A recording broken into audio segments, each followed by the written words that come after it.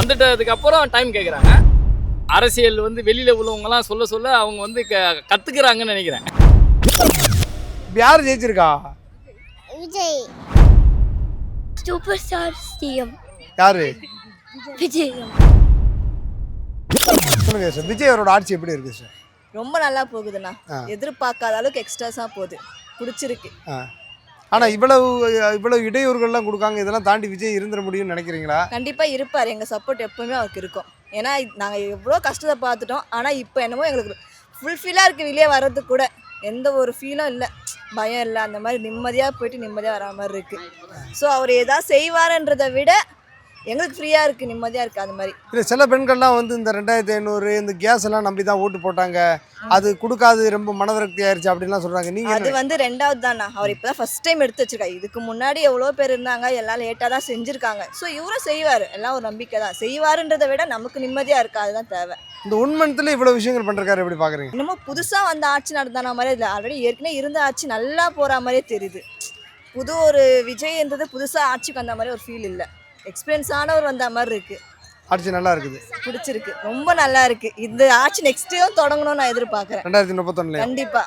Phone அங்கே நான் phone video கூட உங்களுக்கு காட்டுறேன். காலைல எழுந்ததுலேருந்து ஒரே அழுக. சரி, எப்போவுமே டு பி ஃப்ராங்க் நான் எப்போவுமே டிஎம்கேக்கு தான் போடுவோம். காலைல எழுந்ததுலேருந்து விஜய்க்கு தான் போடணும், டார்ச்சர் பண்ணி போட வச்சது அவ தான். சரி, என் ஓட்டு, என் ஒய்ஃப் ஓட்டு, வீட்டில் எல்லாரும் ஓட்டு போட வச்சது அவள் தான். அவளால் தான் எல்லாருமே ஓட்டு போட்டது. ஓட்டு போட்டீங்களா? அங்கே வாயா, உனக்கு யாரை பிடிக்கும்? யாருக்கு என்ன ஓட்டு போட சொன்னேன்? விஜய் பிடிக்கும். தளபதி தளபதி தளபதி, ஒரே தளபதி தான் வீட்டில். இப்போ இந்த 1 மந்த் ஆட்சி எப்படி இருக்குன்னு நினைக்கிறீங்க? கொஞ்சம் டைம் கொடுக்கணும்ல ப்ரோ. ஏன்னா இப்போ தான் வந்திருக்காருங்க, அரசியல் எல்லாமே புதுசு தான் அவங்களுக்கு. ஏன்னா இதுக்கு முன்னாடி அவங்களுக்கு எக்ஸ்பீரியன்ஸுமே கிடையாது. அதனால் கொஞ்சம் டைம் கொடுத்தா நம்ம பார்க்கணும். இப்போ உடனே வந்தவொடனே வந்து அது என்ன இது என்னன்னு சொல்லி கேட்டால் அவராலையுமே இது பண்ண முடியாது. ஸோ மினிமம் அட்லீஸ்ட் ஒரு 6 months to 1 year கொடுத்தா தான் அதுக்கப்புறம் என்ன பண்ணுறாருங்கிறது நமக்கு தெரியும். இப்போதைக்கு அவர் கற்றுக்கணும் ஃபஸ்ட்டு. ஏன்னா டேரெக்டாக உள்ளே வந்துட்டார். இதுக்கு முன்னாடி எதுலையாவது எதிர்கட்சியாக இருந்தோ இதெல்லாம் பார்த்து பழகி இருந்தாருன்னா அவருக்கு தெரிஞ்சிருக்கும். இப்போ டேரெக்டாக வந்தோடனே ஆட்சிக்கு வந்துட்டார். பார்க்கலாம் இதுக்கப்புறம் எப்படி பண்ணுறாருங்கிறது. ஒரு மினிமம் ஒரு 1 year கொடுத்தா தான் என்ன பண்ணுறாரு எப்படி பண்ணுறாருங்கிறது நமக்கும் தெரியும். பாப்பா, உனக்கு ஏன் விஜய் பிடிக்குன்னு மட்டும் சொல்கிறியா? பிடிக்குன்னா பிடிக்கும் தானே? ஏன் பிடிக்கும்? ஏன் பிடிக்கும்? ஏன் ஓட்டு போட சொன்ன? நீ தான் ஓட்டு போட சொன்னியா? அவங்க அப்பா அம்மா ஓட்டு போட்டாங்களா? ஸ்டாலினோ?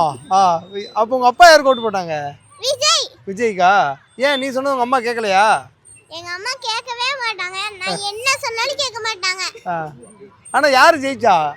விஜய். 1 month ஆட்சி வந்து கொஞ்சம் சுமாராக தான் இருக்குது. இந்த ஆட்சி எப்படி இருக்கு? 1 month ஆட்சி வந்து கொஞ்சம் சுமாராக தான் இருக்குது. இருந்தாலும் வந்து நம்ம டிஎம்கே சொன்ன மாதிரி நம்ம டைம் கொடுத்து தான் பார்க்கணும். ஏன்னா எல்லாருக்கும் விஜய் தானே முதலமைச்சர், நம்ம வந்து டைம் கொடுக்கணும். ஆனால் அவங்க நிறைய தப்புகளை வந்து திருத்திக்க வேண்டிய இது இருக்குது. ஏன்னா அவங்க புதுசு தான், அவங்களுக்கு வந்து அரசியல் வந்து பழக்கம் கிடையாது. அதனால் அவங்களுக்கு நம்ம நேரம் கொடுத்து அதுக்குன்னு ரொம்பவும் கொடுக்க முடியாது. ஏன்னா அவங்க வந்து நான் வந்தவொடனே எல்லாத்தையும் சரி பண்ணிவிடுன்னு சொல்லிட்டு வந்தவங்க தான். அதாவது எங்களுக்கு எதுவும் தெரியாது, அரசியல் தெரியாது, நாங்கள் வந்து அப்படின்னு நான் சொல்லலை. நாங்கள் வந்தவொடனே எல்லாத்தையும் வந்து சரி பண்ணிடுவோன்னு சொன்னாங்க. ஆனால் இப்போ வந்து வந்துட்டதுக்கு அப்புறம் டைம் கேட்குறாங்க. சரி, அவங்க கேட்குற அளவுக்கு கொடுக்கலாம். ஒரு 6 மாதம் கொடுக்கலாம். 6 மாதம் கழிச்சும் வந்து அது சரி வரலன்னா ஒன்றுமே தெரியாமல் வந்திருந்தாங்க. இந்த 1 மந்த்தில் அவங்களோட அரசியல் எப்படி இருக்குங்கண்ணா? 1 monthல அவங்க இப்போ தான் வந்து அரசியல் வந்து வெளியில் உள்ளவங்கலாம் சொல்ல சொல்ல அவங்க வந்து கற்றுக்குறாங்கன்னு நினைக்கிறேன். ப்ராக்டிஸ் இப்போ தான் வந்து அவங்க போகிறாங்க. ஆனால் எப்படி பார்க்குறீங்கண்ணா இந்த பெண்களுக்கான சிறப்பு அதிரடிப்படை இதெல்லாம் வந்து ஏற்கனவே இருந்தது தான், புதுசாக எதுவும் செஞ்ச மாதிரி தெரியல. இந்த அதிரடிப்படைன்றது வந்து இப்போ வந்து ஒரு 1000 ஜிப்சி புதுசாக இறக்கலை, ஒரு 1,00,000 போலீஸ் வந்து புதுசாக போடலை. ஏற்கனவே வந்து பெண்கள் காவல்துறை வந்து இருந்துச்சு, தனியாக செயல்பட்டு இருந்துச்சு. அதுக்கு பேரை மாற்றிட்டு அது வந்து சிறப்பு காவல் படைன்னு சொன்னாலும் அது வந்து ஏற்றுக்க முடியாது. ஆனால் எப்படி பார்க்குறீங்கன்னா நம்ம வன்னியரசு அவரை வந்து இந்த மாதிரி ஒரு அமைச்சராக ஆக்குறது, அந்த முஸ்லீம் கட்சி அவங்களுக்கு வந்து அமைச்சரவையில் இடம் கொடுக்குறது, அது வந்து அதாவது இவங்க வந்து இப்போ மெஜாரிட்டியாக ஒரு 130 சீட்டு 150 சீட்டு ஜெயிச்சிருந்தாங்கன்னா இதெல்லாம் செஞ்சுருக்க மாட்டாங்க. எந்த அரசியல்வாதியாக இருந்தாலும் அதான் செய்வாங்க.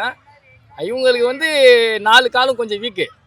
அதனால வந்து இவங்கெல்லாம் இந்த 4 கால் ஸ்டடி பண்ணுறதுக்காக வந்து அவங்க வந்து எல்லாருக்கும் வந்து அமைச்சர் பதவியெல்லாம் கொடுத்து வச்சிருக்கிறாங்க. ஆனா இவ்வளவு நாள் இருந்த திமுக அதிமுகவே இவங்க ரொம்ப பலமா இருந்தவங்களுக்கு ஒரு அமைச்சர்கள் கூட விசிகாய்க்கோ முஸ்லீம் கட்சிகளுக்கோ சிபிஐக்கோ சிபிஎம்க்கு கொடுத்ததே இல்லையே. இது வரைக்கும் வந்து அந்த மாதிரி யாருமே வந்து 60 வருஷம் அரசியல்ல யாருமே அந்த மாதிரி பண்ணலை. அதனால வந்து யாருமே கொடுக்க மாட்டாங்க. இவங்க ஸ்டார்டிங்லேயே வந்து அந்த மாதிரி பேசிட்டு வந்தனால இவங்க கொடுத்தே ஆகணும். இன்னைக்கு இருக்கிற சூழ்நிலைக்கு அவங்களுக்கு வந்து இப்போ வந்து திமுகவை வந்து அவங்க வந்து அடுத்த எலெக்ஷனுக்கு வந்து திமுக வந்து பேலன்ஸ் இல்லாமல் தனியாளாக ஆயிடணும்னு நினைக்கிறாங்க.